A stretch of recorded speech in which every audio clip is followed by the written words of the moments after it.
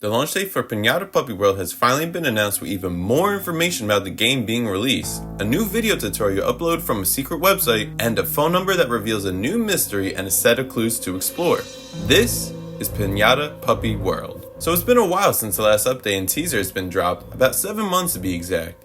The team over at Real Time Studio has been working tirelessly to make this game a reality, and we could clearly see they intend to do so. Almost 2 weeks ago, the Piñata Puppy World YouTube channel released this video titled Website Tutorial Number 1, going over one of the games that are available on the pinatapuppyworld.com website to play.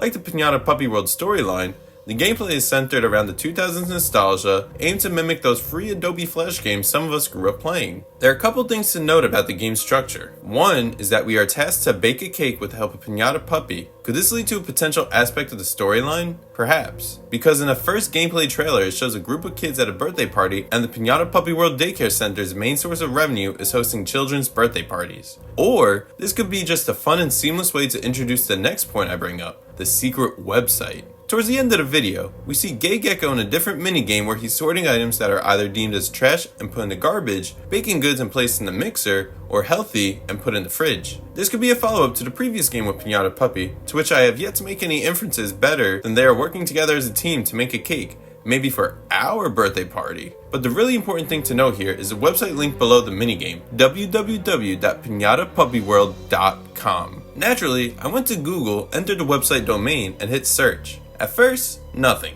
An empty screen with no images or text, then a number appears, +1 831 265 5136.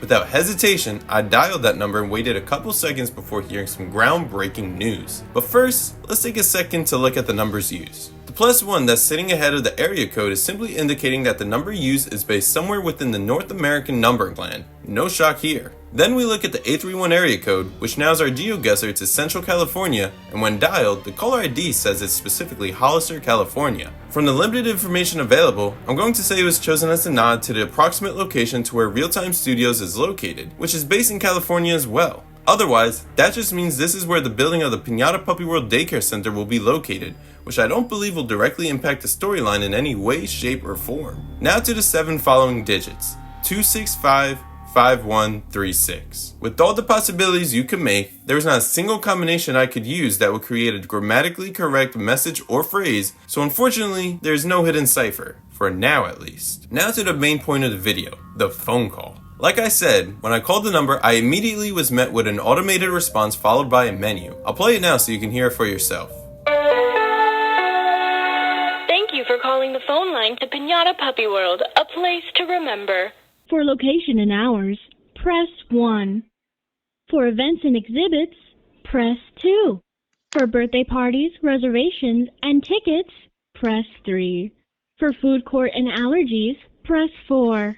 To leave a message to Piñata Puppy and their friends, press 5.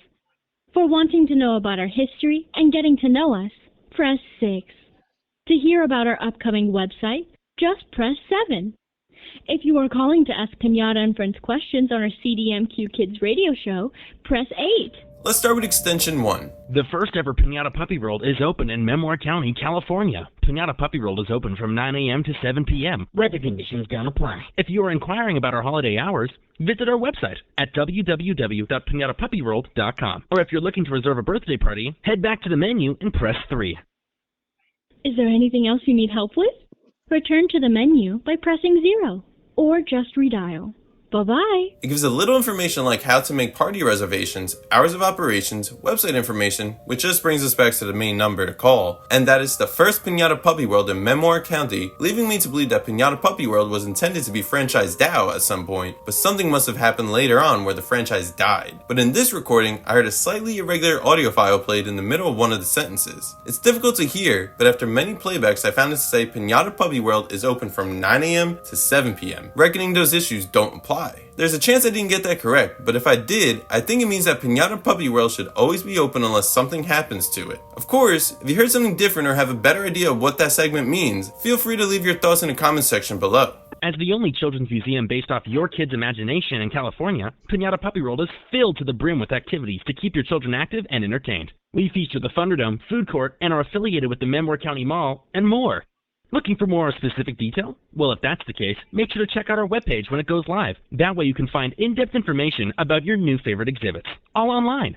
Extension 2 is an overview of what Piñata Puppy World offers in terms of entertainment, like the infamous Thunderdome, the food court, and the lightly glazed over fact that Piñata Puppy World is located within a shopping mall. On the surface, it makes sense. I mean, the size alone of the building from the trailer had me curious if Piñata Puppy World really was encompassing that entire building. But what drew my attention was that it's also considered a museum for learning. This completely separated Piñata Puppy World from all those other mascot horror games like Five Nights at Freddy's and Poppy Playtime. Why? Well, in those franchises, they served as a party center or an unofficial orphanage made to temporarily watch and babysit guests and kids. None of them were designed to educate the youth and teach them life lessons, although in Poppy Playtime the company was secretly experimenting on the kids to learn from them, which obviously didn't quite work out for the great minds of Playtime Co. The question I have is, what kinds of life lessons do they seek to teach the kids in attendance, and was it these lessons that could have led to the company's demise, or something else down the road? Lastly, it closes with the line saying there will be more information made available in time when the website is online, which has me thinking the new website link will have even more information leading to the release of the game next year. We celebrate parties of all ages. You can reserve your ticket at www.pinatapuppyworld.com/ticketing, or stay on the line to speak with a representative. You are number 999. in line to speak with a representative. We thank you for your patience.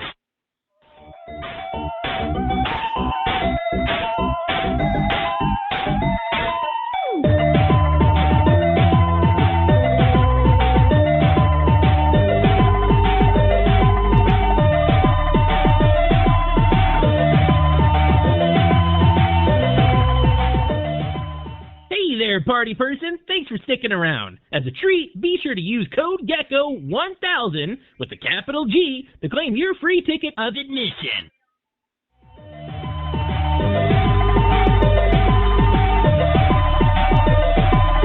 I'm getting too many calls right now. I don't think I can. Put that down! Put it down! Call back in another a week or something. Extension 3 is focused around ticket reservations, and the link it gives just sends you a 404 error message since the domain doesn't exist. I could look into it and say it's because Piñata Puppy World is no longer operating, hence the phone services wouldn't be either, or I could just guess that when the website goes live later on, then this link will be live as well. But that's not all there is in this response. There's something a bit off about the dialogue when it says to stay on the line to speak to a representative. Let's hear it again. You are number 999. in line to speak with a representative. We thank you for your patience. It told me, which is probably going to tell you the same thing, that I'm caller 999, and then it plays a catchy tune. This is probably because there has been no one available to answer the calls as they come in. Most telephone systems of that time period are only able to function with inputs up to 3 digits in length and can't go past 999 as that's the biggest interval possible. The furthest reason for why that number was selected, but one with a bit of juice to it, would be that they chose 999 to give a subtle nod to Juice WRLD. Now I know he has nothing to do with the game at all, but his trademark was always 999. In short, Juice WRLD focused on positivity and often would try to turn something bad into something positive. He would symbolically show this by flipping the satanic 666 to make 999, which could be the life lesson they were teaching the kids, you know. Always be positive. Seems like something good role models would want to teach the youth and all. After a while of the music, it fades away to give us a discount code because the wait is so long. The code is GECKO1000 with a capital G. Once applied, the caller would get free admission to Piñata Puppy World. If the website is unavailable, why would they keep that prompt in the automated response? Then another music loop occurs but is abruptly interrupted by a very chaotic scene. One of the characters, which is Gay Gecko based off an earlier video I released going over the voice actors, picks up the phone and you could tell is not fully focused on her call. In the background you hear who I believe is Loris Loch Ness yelling at another individual to quickly put something down. Then Gay Gecko says to call back later, ideally next week. Then the line goes dead. The chaos in those few seconds makes me think that something really bad started happening, and this could be pure speculation, but potentially could have led to Piñata Puppy World not being able to open. That, or we just having to call out a bad time with them being very busy in the lead up to their grand opening. Our food court serves a variety of foods, including burgers, pizza, esquites, chamoy fruit cups, and a variety of frozen snacks and desserts. As for allergy warnings, our food products are produced in facilities where tree nut, soy, milk, sesame, and wheat products are present. Specific products may or may not contain these ingredients. Not to worry though, we provide a full alternative menu upon request for any and all dietary or health restrictions, including gluten-free and vegetarian options. Extension 4 is pretty straightforward with the menu as to what is offered to eat in the food court, allergy warnings, and alternatives for those that are allergic.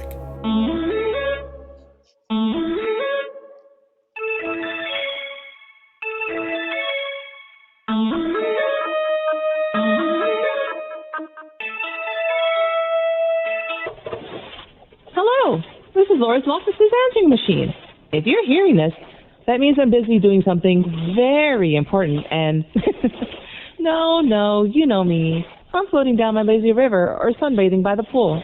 When I'm eventually done relaxing, I'll try to call you back. I hope you're having a good day, because I sure am. Leave a message and I'll get right on it. We're sorry. The answering machine is full. Call back at a later date. Extension 5 dials for a while, and then we're met by Loris Loch Ness's automated response due to a full answering machine. She tells us that she's busy and it will likely be a while until we can get in contact with a member of the Piñata Puppy World team. Between you and me, I don't know if Loris is the ideal candidate to be left to answer calls, especially with their super long breaks, but it leaves me to wonder what else could be taking her attention away from answering those calls. The Piñata Puppy show was a raging success in the early 90s, but did you know it started as an independent animated cartoon? Murphy Puppet, an animator and character creator based in California, took a team of talented individuals and created the first season of television without a network to back its success. But they didn't need it, since once it was picked up and the first season of the Piñata Puppy Show was aired, it was a large-scale hit, turning a star team into the Dream Team. Eventually, that led to the creation of Piñata Puppy World, an idea to provide a safe space for kids and grown-ups alike, following the television series themes of inclusivity, comfort, and education. The goal was and has always been for Piñata Puppy and friends to help kids not be afraid to grow up, and exploring ideas that could be intimidating for children out in the real world. We all have to grow up someday, but we can't wait to do it with you. Extension 6 gives a little history into how Piñata Puppy World and the Piñata Puppy World show came to be. It serves as a little bit of lore, and I also think it's a clever way to give a shout out to the development team over at Real Time Studio for all the hard work they have put into this project. And in case you haven't noticed it by now, the voiceover actor that is in nearly every single automated response belongs to none other than the founder of Real Time Studios himself, Darren Cooper. So it makes sense he'd think of a creative way to give his team some props. You've got to check out www.pinatapuppyworld.com when it releases. We'll have fun activities for kids to play online, a full encyclopedia of Piñata Puppy World's exhibits and things to do, as well as our hours, allergy information, and so much more. There's really nothing else quite like Piñata Puppy World, so we can't wait to have you join us on the World Wide Web, coming later this summer. Extension 7 is basically another plug of the soon-to-be-released Piñata Puppy World website. It advertises the online games yet to come, like in the website tutorial number 1 video, and general information about all the activities that take place at Piñata Puppy World each and every day. It also mentions it will be available in the later parts of the summer, so perhaps that's when the game will release as well. But I'll get back to that in just a little while. Thank you guys so much, but we're in our closed summer hours, and we can't take your call on air. But don't worry, the CDMQ Kids Radio starts back up in just a few months. We'll see you there.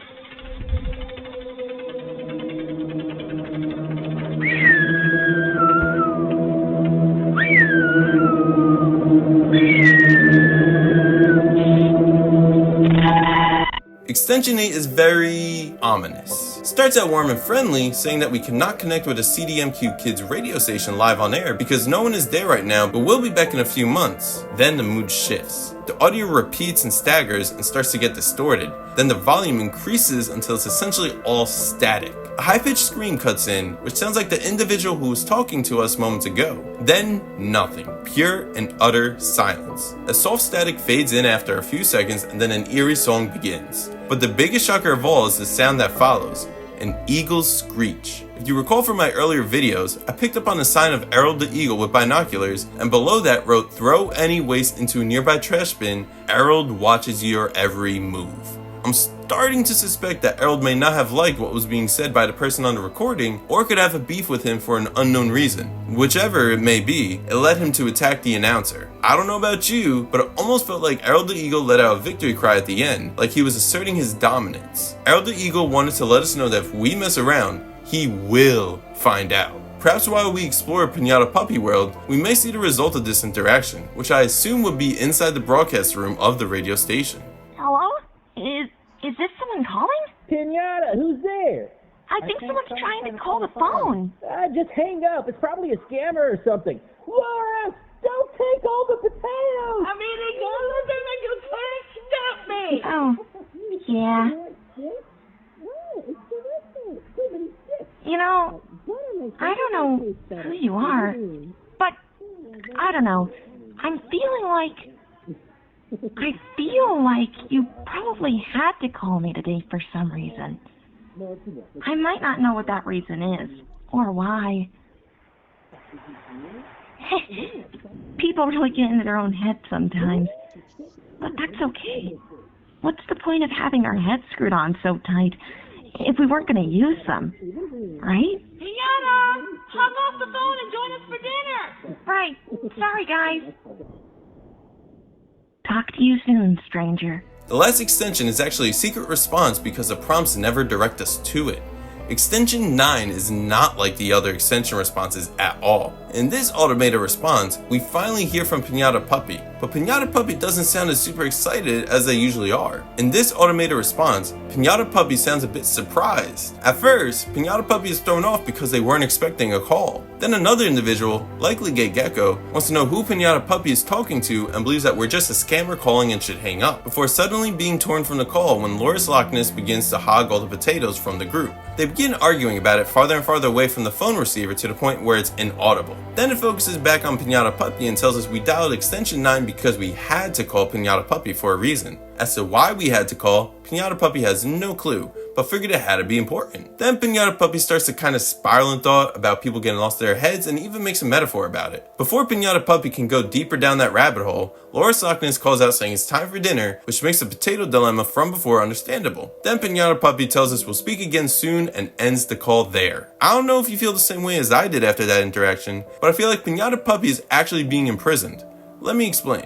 First off, the way Piñata Puppy answered and talks on the phone makes me think they don't get many chances to talk with anyone besides the Piñata Puppy World crew. Second, Gay Gecko and Loris Loch Ness wanted to know what Piñata Puppy was even doing on the phone and try to get them off of it.